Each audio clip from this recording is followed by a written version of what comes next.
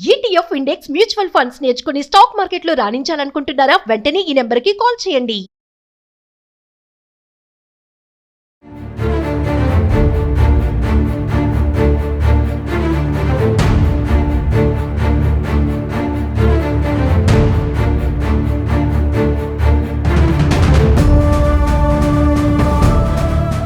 నమస్తే, welcome to Suman TV. ప్రస్తుతం మనతో పాటు ఉన్నారు ఫర్టిలిటీ స్పెషలిస్ట్ రేణుకా మేడంతో మాట్లాడదాం. నమస్తే మ్యామ్. నమస్తే మ్యామ్, హెచ్ఎంపివి వైరస్ మరి చూస్తున్నాము, మరి చాలామంది కోవిడ్ లాంటిదే ఇది కూడా అంటున్నారు. మరి ఎలాంటి లక్షణాలు ఉంటాయి? మరి కోవిడ్కి భయపడినంతగానే భయపడాల్సిన అవసరం ఉంది అంటారా? హెచ్ఎంపివి అంటే దాని full form human metapneumovirus. ఇది రెస్పిరేటరీ సిస్టమ్ని అటాక్ చేసే వైరస్. ఇది ఇప్పుడు కొత్తగా వచ్చినది ఏమీ కాదు, 2001 నుంచి ఇది ఉంది. అండ్ ఎవ్రీ ఇయర్ వచ్చే రెస్పిరేటరీ ఇన్ఫెక్షన్స్లో ఒక 5 to 15% ఇన్ఫెక్షన్స్ ఈ వైరస్ వల్లే వచ్చాయి. అండ్ యూజువల్గా late winter or early summer టైంలో ఎక్కువ వస్తూ ఉంటాయి. ఈ ఇయర్ కొంచెం ఎక్కువ నెంబర్ ఆఫ్ కేసెస్ రిపోర్ట్ అవుతున్నాయి. సో ఇది కొత్తగా వచ్చిన వైరస్ ఏమీ కాదు. అండ్ దీని సిమ్టమ్స్ కూడా మీ సేమ్ కామన్ కోల్డ్ లాగా ఉండొచ్చు, లేదా ఒక్కొక్కసారి సివియర్గా నిమోనియాలు రావడము, బ్రాంకైటిస్లు రావడము, ఒక్కొక్కసారి వెంటిలేటర్ రిక్వైర్మెంట్ పడ్డము, ఇలా కూడా ఉంటాయి. కాకపోతే ఒక పర్టికులర్ గ్రూప్స్ మాత్రము కొంచెం ఎక్కువగా ఎఫెక్ట్ అవుతారు. అంటే చిన్న పిల్లలు, చిన్న ఏజ్ ఉన్న వాళ్ళు, ఎవరికైతే ఇమ్యూనిటీ సరిగ్గా ఉండదో వాళ్ళకి, ఎల్డర్లీ ఏజ్ గ్రూప్ వాళ్ళు, ముసలి వాళ్ళు, ఆఫ్టర్ 60 years ఉన్న వాళ్ళు, pregnant ladies, plus immuno compromised అంటే ఎవరికైతే ఇమ్యూనిటీ తక్కువ ఉంటుందో వాళ్ళు జనరల్ హెల్త్ పరంగా కానివ్వండి, కొంతమంది కొన్ని మెడికేషన్స్ వాడతారు ఇమ్యూనిటీని సప్రెస్ చేయడానికి. క్యాన్సర్ పేషెంట్స్, వీళ్ళకి ఎవరికైతే ఇమ్యూనిటీ తక్కువ ఉంటుందో వీళ్ళకి ఇన్ఫెక్షన్స్ వచ్చే ఛాన్సెస్ ఎక్కువ. ఈ ఇన్ఫెక్షన్ అనే కాదు, ఎనీ ఇన్ఫెక్షన్.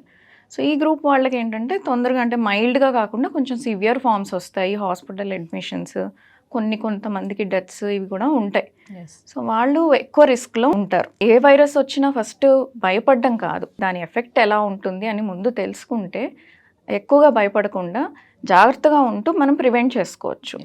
ఓకే, అండ్ దీనికి కనుక్కోవడం ఎలా అని అంటే సింపుల్ టెస్ట్ RT-PCR అని ఉంది, దాంతో కనుక్కుంటారు.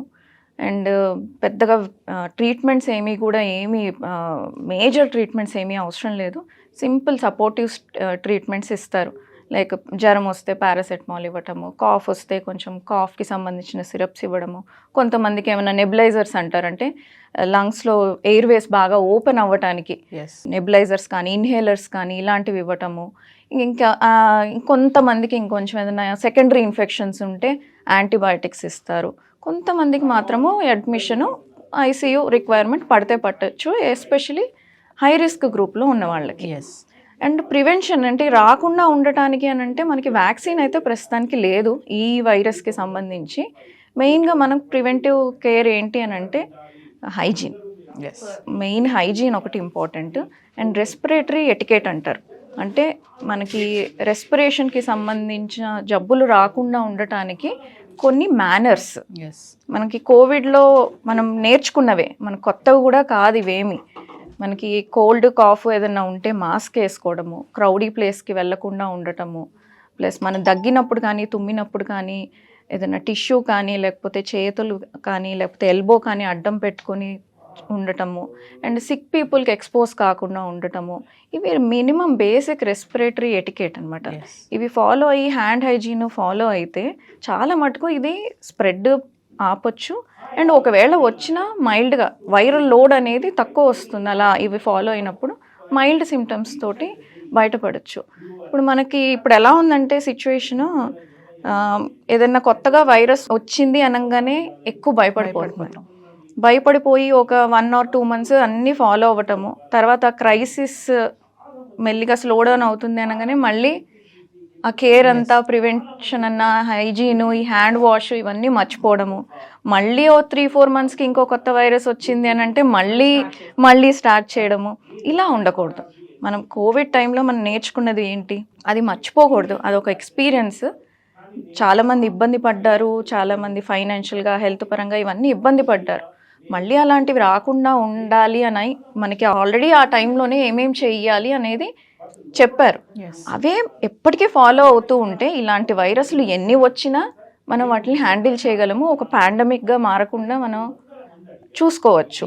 యాక్చువల్గా ఈ వైరస్ ఏమి పాండమిక్ కాజ్ చేసేంత పొటెన్షియల్ ఉన్నది కాదు, కాకపోతే సరైన కేర్ తీసుకోకపోతే మాత్రం ఇది మళ్ళీ కోవిడ్ లాంటి సిచ్యువేషన్ తీసుకురావచ్చు మనం నెగ్లెక్ట్ చేస్తే. మామూలుగా చిన్న పిల్లల్లో ఇది ఎక్కువ వస్తుంది అని అంటున్నారు కదా మేడం, అంటే పేరెంట్స్కి ఏమైనా ప్రికాషన్స్ చెప్తారా, ఎలా చూసుకోవాలి పిల్లల్ని? చిన్న పిల్లలకి ఎనీ హెల్త్ ఇష్యూస్, వాళ్ళ ఇమ్యూనిటీ కొంచెం ఫ్లక్చువేట్ అవుతూ ఉంటుంది, స్కూల్స్కి వెళ్తూ ఉంటారు, క్రౌడీ ప్లేసెస్లో ఉంటారు, వాళ్ళకి కొంచెం ఈ హైజీన్ అవి సరిగ్గా తెలియక అన్నీ ముట్టేసుకుంటూ ఉంటారు, ఫేస్ మీద చేతులు పెట్టేసుకుంటూ ఉంటారు. సో ఇట్లాంటి ఇన్ఫెక్షన్స్ రావడం చాలా కామన్ ఈ ప్లే స్కూల్స్లో కానివ్వండి, మామూలు రొటీన్ స్కూల్స్లో కానివ్వండి. సో మెయిన్ థింగ్ ఏంటి అని అంటే, ఎవరైనా సిక్గా ఉంటే పిల్లలు ఫస్ట్ స్కూల్కి పంపించకండి. ఒక 2-3 రోజులు స్కూల్కి వెళ్ళనంత మాత్రాన వాళ్ళు ఏమీ మిస్ అవ్వరు. ఓకే, దానివల్ల అది చేయడం వల్ల ఏంటంటే వేరే వాళ్ళకి స్ప్రెడ్ కాకుండా మీరు ప్రివెంట్ చేస్తున్నట్టు. ఆ సైకిల్, ఆ చైన్ బ్రేక్ చేయాలి. ఇంకా అలా పంపిస్తూ ఉంటే ఏదో ఒక ట్యాబ్లెట్ వేసో ఒక సిరప్ వేసేసో స్కూల్ పోతుందని పంపిస్తూ ఉంటే ఒకళ్ళ నుంచి ఒకళ్ళకి మళ్ళీ ఫస్ట్ పర్సన్కి సేమ్ ఇన్ఫెక్షన్ వస్తుంది. సైకిల్ బ్రేక్ చేయాలి అని అంటే ఎవరైనా సిక్గా ఉంటే ఫస్ట్ వాళ్ళని పంపించడం మానేయాలి. తర్వాత ఒక 24 hours చూసి సిమ్టమ్స్ తగ్గట్లేదంటే ఇమీడియట్గా డాక్టర్ని కన్సల్ట్ చేయాలి. అంటే ఎదుటి వాళ్ళని పక్కింటి వాళ్ళని కాకుండా ప్రాపర్గా ఒక పీడియాట్రిషియన్ని కన్సల్ట్ చేయాలి. దీంతోపాటు పిల్లలకి హ్యాండ్ హైజీన్ అనేది రెగ్యులర్గా, ఓన్లీ ఒక పర్టికులర్ పీరియడ్లో మాత్రమే ఇది ఫాలో అవ్వడం అనేది నేర్పించి తర్వాత మర్చిపోయి మళ్ళీ ఇంకో హెల్త్ ప్రాబ్లం వచ్చేంత వరకు వెయిట్ చేయకూడదు. వాళ్ళు రెగ్యులర్గా హ్యాండ్ హైజీన్ అనేది, మేనర్స్ అనేవి వాళ్ళు రెగ్యులర్గా ఫాలో అయ్యేలాగా పేరెంట్స్ వాళ్ళని గైడ్ చేస్తూ ఉండాలి. చేస్తుంటే సేమ్ ఈ వైరసే కాదు, కామన్గా మనకు వచ్చే ఫ్లూస్ కానివ్వండి, కోల్డ్ కానివ్వండి, కొన్ని సీజన్స్లో మనకి చికెన్ పాక్స్లు ఇట్లాంటివి వస్తూ ఉంటాయి, పిల్లలకి కామన్. ఇలాంటివి చాలా మటుకు ప్రివెంట్ చేయొచ్చు.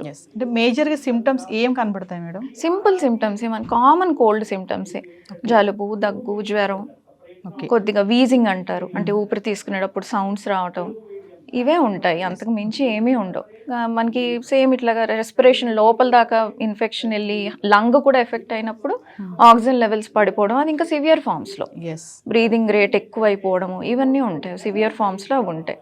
సో ఇనీషియల్ స్టేజెస్లోనే మనము దాన్ని ఎనీ ఫ్లూ ఏదైనా ట్రీట్మెంట్ తీసుకోవడం ఆర్ అప్రోచ్ అయితే అక్కడ దాన్ని ఎక్కువ సివియారిటీ కాకుండా చూసుకోవచ్చు. సో ఫైనల్గా మేడం, అంటే ఇది కోవిడ్ అంత ప్రమాదకరం కాదు అని అనుకోవచ్చు అంటారా? కోవిడ్కి దీనికి చాలా డిఫరెన్స్ ఉంది. ఒకటి, ఇది ఎప్పుడో వచ్చిన వైరస్, ఆల్రెడీ చాలా మంది వైరస్కి ఎక్స్పోజ్ అయి ఉన్నారు. సో ఇన్హరెంట్గా వాళ్ళకి ఒక లెవెల్ ఆఫ్ ఇమ్యూనిటీ ఉంది ఈ వైరస్కి. ఓకే, అంటే కోవిడ్ అలా కాదు, ఫస్ట్ టైం వచ్చింది. సో ఆ టైంకి ఎవరికి ఇమ్యూనిటీ లేదు. సో అందుకని చాలా ఫాస్ట్గా స్ప్రెడ్ అయిపోయింది. ప్లస్ ఇది మ్యూటేషన్ అవ్వదు, అంటే ఒక ఫామ్ నుంచి ఇంకో ఫామ్కి తొందరగా చేంజ్ అవ్వదు. కోవిడ్ అలా కాదు, మనం ఒక ఫామ్కి వచ్చినప్పుడు దానికి పర్టికులర్ వ్యాక్సినో లేకపోతే మందో కనిపెట్టి అది ఇచ్చే లోపల ఇంకో కొత్తగా మారిపోయింది. సో దాంతో మళ్ళీ దానికి కొత్తగా ఇమ్యూనిటీ రాక మళ్ళీ చాలామంది సఫర్ అవ్వడం అది జరిగింది. ఆ క్వాలిటీ ఈ వైరస్కి లేదు. సో దీనికి కోవిడ్కి ఉన్నంత పొటెన్షియల్ లేదు, ఒక పాండమిక్ క్రియేట్ చేసేంత పొటెన్షియల్ లేదు. కాకపోతే ఇమ్యూనిటీ ఇన్ జనరల్ ఇమ్యూనిటీ తగ్గినప్పుడు లైఫ్ స్టైల్ చేంజెస్ వల్లనో లేకపోతే స్ట్రెస్ వల్లనో లేకపోతే వెదర్ వల్ల ఎన్విరాన్మెంట్ వల్ల in general immunity levels down అయినప్పుడు కొంచెం ఇలాంటి వైరస్ ఇన్ఫెక్షన్స్ యాక్టివేట్ అవుతాయి. సో అలా యాక్టివేట్ అయినప్పుడు స్టార్టింగ్లోనే దానికి మనం కట్టడి చేస్తే ఈ వైడ్గా స్ప్రెడ్ అవ్వకుండా ఆపొచ్చు. Thank you.